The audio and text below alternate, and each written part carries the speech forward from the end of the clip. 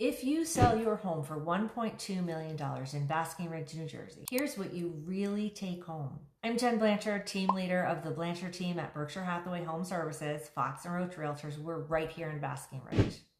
And I'm going to break down closing costs for sellers. First, there's the New Jersey state transfer tax. Unless you're blind or a senior citizen, and I never pretend to know anybody's age, that's approximately 1% of the purchase price. In this case, that would be about $12,000. New Jersey also has a mansion tax. That applies to sales over $1 million on a sliding scale up to 1.5%. On $1.2 million, that tax is going to be $12,000.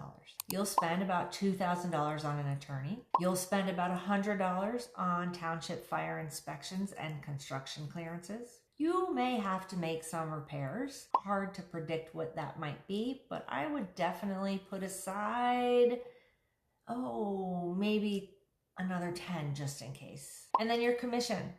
Commission is totally negotiable. You're going to pay your listing agent, and you're also going to pay the buyer's agent.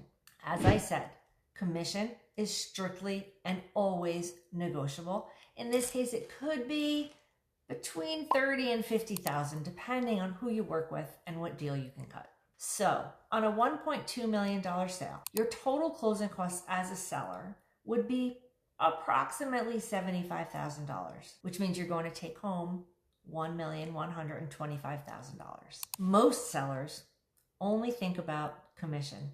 I'm at that negotiating table with them all the time.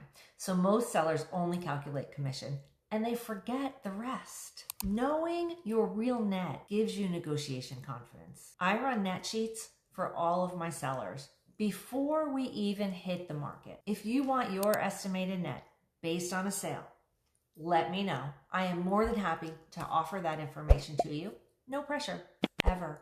I just want you to feel informed when it comes to real estate in Basking Ridge, New Jersey.